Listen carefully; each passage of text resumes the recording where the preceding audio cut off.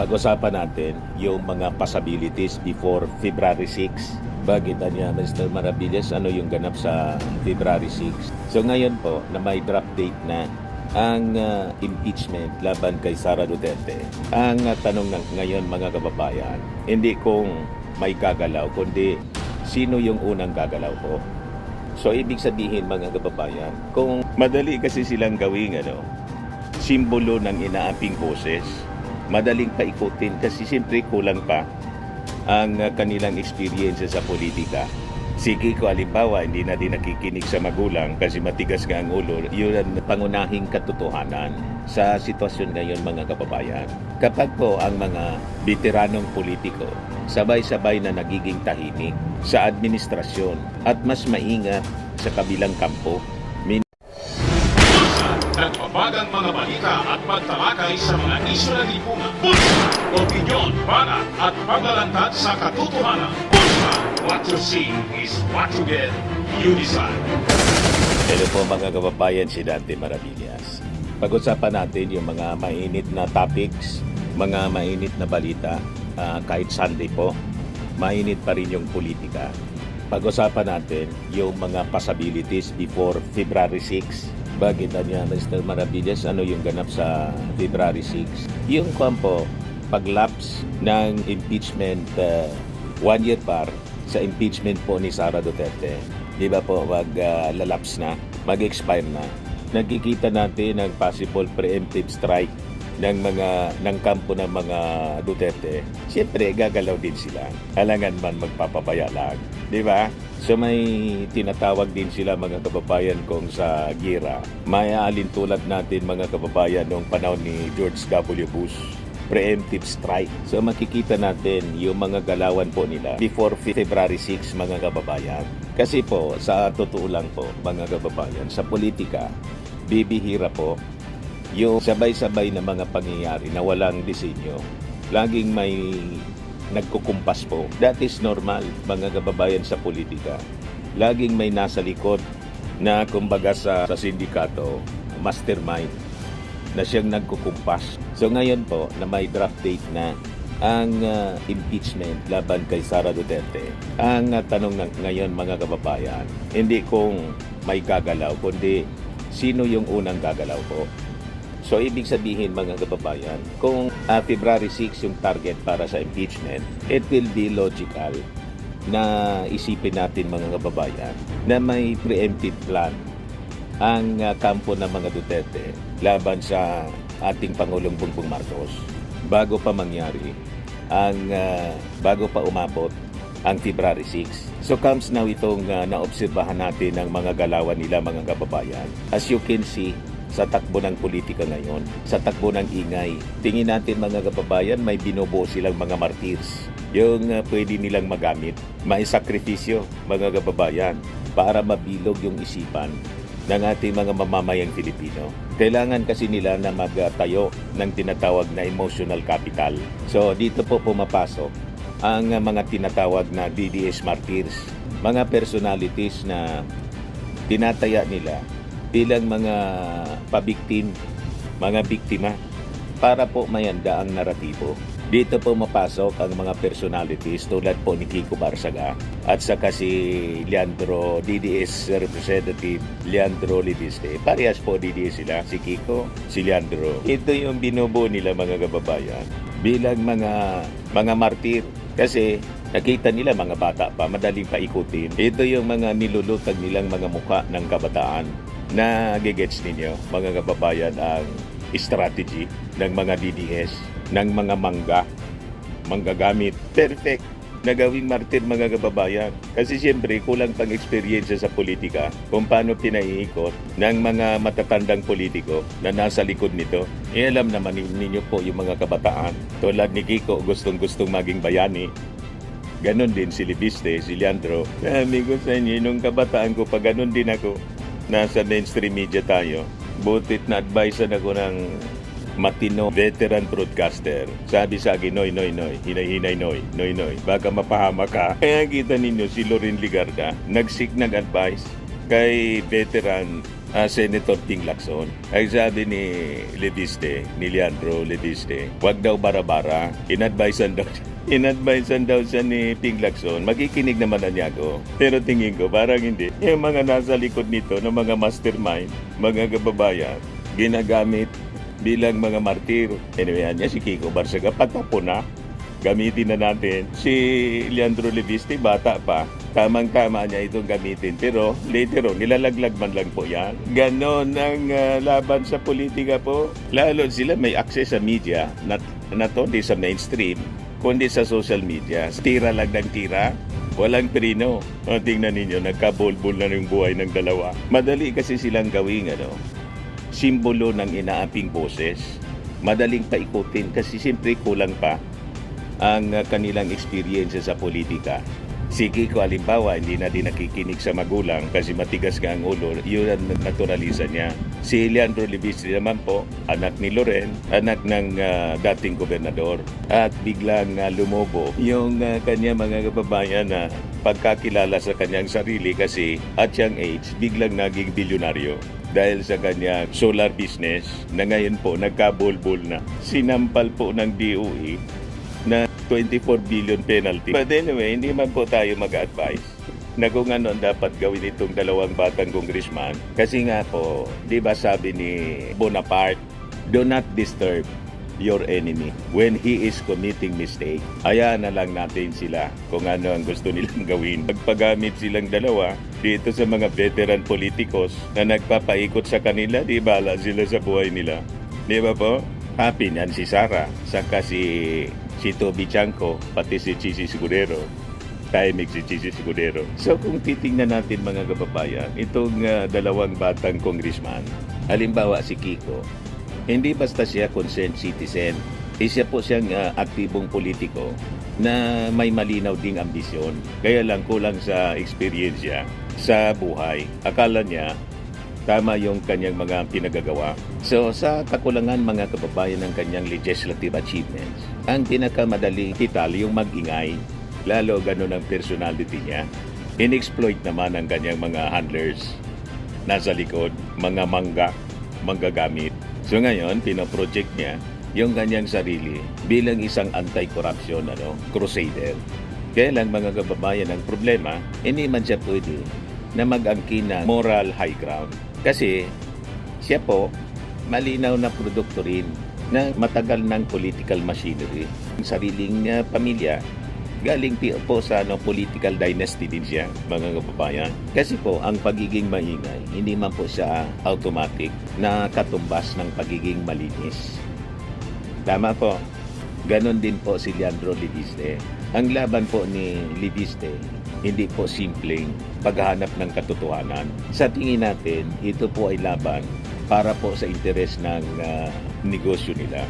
Nakita naman po natin na sa ilalim po ng previous administration, Duterte administration, mabilis ang naging daloy ng kita ng kanyang solar ventures. Biglang naging bilyonaryo.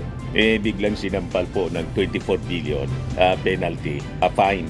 Balik siya sa dati, malamang mabankrupt. Kasi po sa ilalim ng Marcos administration, mas maigpit po ang pagtingin sa mandato, compliance at performance ng prangkisa. Ito ngayon ang sinusuri. Kapag kasi po ang negosyo ay nasusuri, ang reflex po ng negosyanteng apektado ay gawing politika lang usapan. Ito na ngayon ang narrative ni Leviste. Iniipit siya dahil sa Cabral Files. Sabi po ni Gary, matagal na nga niya siya yung mga kontrata niya, service contracts, hindi man natupad. Kaya tinerminate namin 40 service contracts ang tinerminate namin kasi wala man ang niyang naipagawa. Hindi natupad yung mandato base sa franchise. So nakikita natin yung logical pattern dito. Gawing drama yung personal grievance, gawing simbolo yung sarili, ihanda ang masa para sa malaking political attack. Ngayon, ito yung ating observation. Ito yung masasabi natin na pangunahing katotohanan sa sitwasyon ngayon mga kababayan. Kapag po ang mga veteranong politiko sabay-sabay na nagiging tahimik sa administrasyon at mas maingat sa kabilang kampo, meaning kampo ng mga Duterte, hindi po siya coincidence. Ito po ay calculation. Palibasa mga veterano, nakagain na po ng mga experiences sa paglipas ng panahon. Nagiging wise sa mga galawan po. Karamihan nito mga veterano, mga mangga. Ito yung talagang mangga. Ginagamit yung mga kabataan para sa kanilang agenda. Kaya kawawa yung kulang ang alam, kulang ang experience mga kababayan. Sina niya yan, Mr. Maravillas, na nakikita mo mga veterano, tulad po ng mga personalities niya, na tulad ni na Toby Chanco at Chis Escudero, mga veterano na. Sina Toby Chanco at Chis Escudero, at tulad ng dati, hindi po sila sumusuporta sa impeachment ni Sara. At nakikita po ninyo ngayon, kapansin-pansin, ang mas bukas na pagdistansya sa administrasyon, at nagiging maingat din sila sa pagtrato kay Sara Duterte. Mga wise na eh. Ngayon ang tanong, bakit? Bakit ganon? Kasi po, dahil sa politika, hindi po ideology ang unang iniisip. Ano yan, Mr. Maravillas? Survival at saka posisyon. Noon mag-isip mga kababayan ng mga veteran, politikos. Kasi po, kung sakaling maging presidente si Sara Duterte sa 2028, ang mga hayagang kumakalaban po ay maiiwan. Yan ang natural consequence ng sobrang maingay. Kaya dapat calculated yung mga galawan. Ganyan mag-isip ang mga veterano. So kung may naitayong silent support, may pangawakang kapital sa susunod pong power shift. Tama pa? Ganon sila. So makikita natin, may malinaw na interes dito po. Halimbawa lang, maging Pangulo si Sara, para kay Chis Escudero, siguro nasa isip niya, pag nangyari niya yan, muli akong magiging presidente ng Senado. Ngayon, kay Toby Chanco, siyempre, yung matagal na niyang minimiti, na hindi niya makuha mga kababayan, kaya galit siya kay Martin Romualdez, yung pagiging speaker. Ako naman na niya. Nagets ninyo kung bakit gumaganon-ganon siya. Ito po yung malinaw na dahilan na sa tingin natin, hindi sila talaga sasabak laban kay Sara. Kahit po may dahilan. Nakita ninyo yung impeachment kay imbes na trial shall forthwith proceed na archive. Pero sabi ni Tito Sen, pag nakarating sa kanila yung impeachment, trial shall forthwith proceed.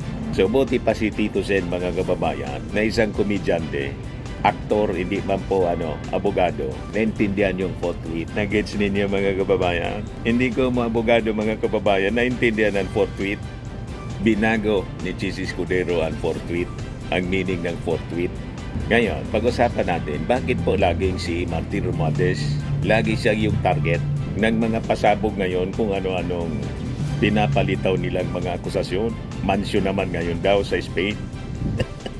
Then yan, pilit na pilit nilang gustong isangkot po sa flood control scandal kahit walang ebidensya.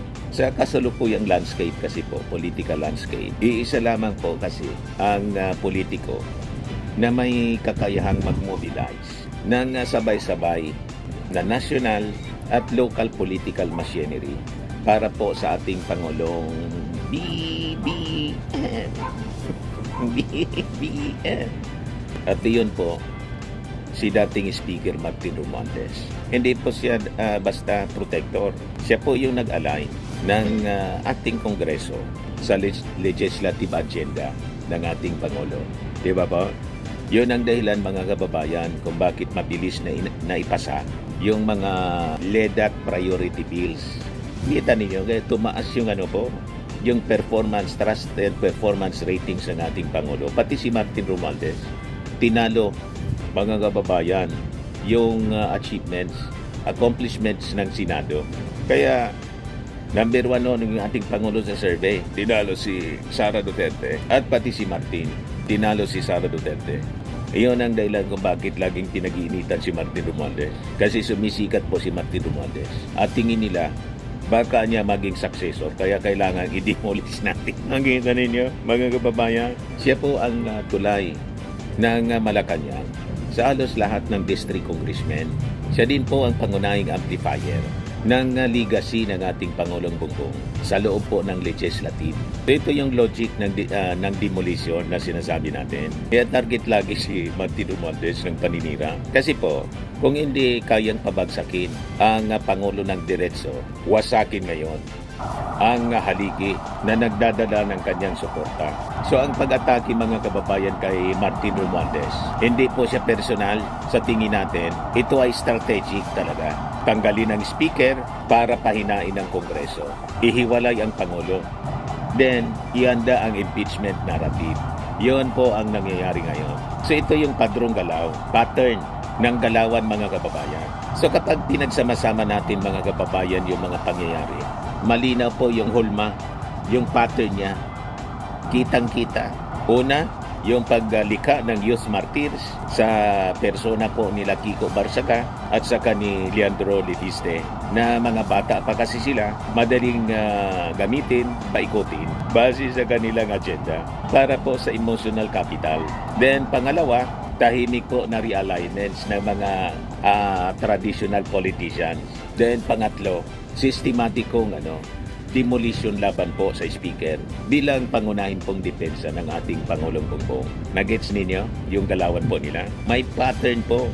So makikita natin, hindi po ito sabog na pangyayari. Isa po itong magkakakabit-kabit na hakbang.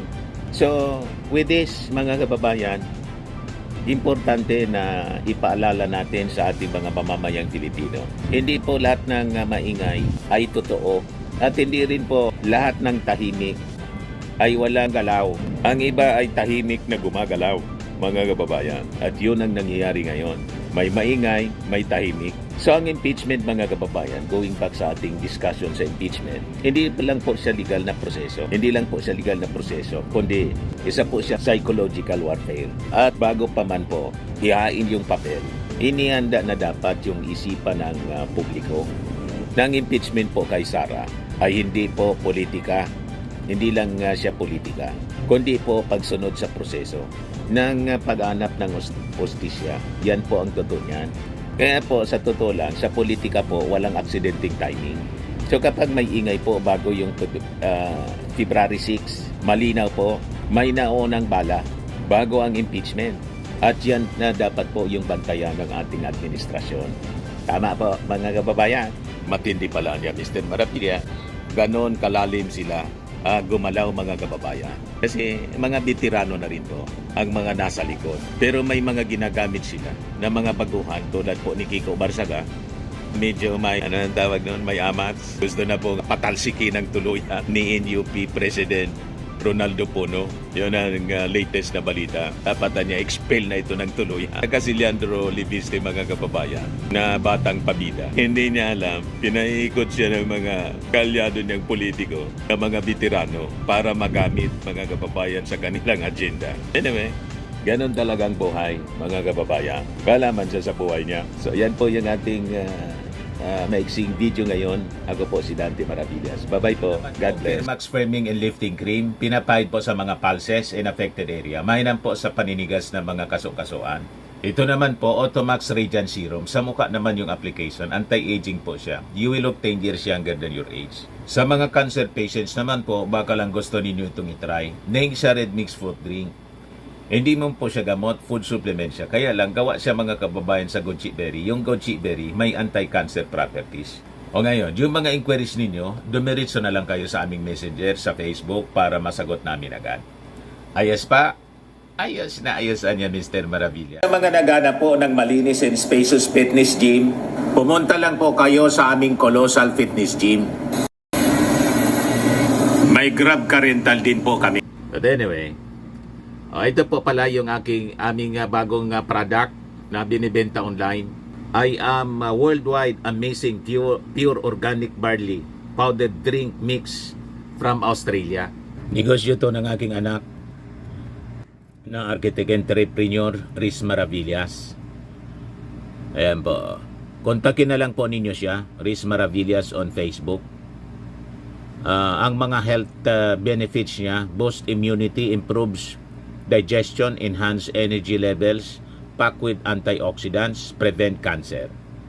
Ito naman po yung bago naming product na binibenta online.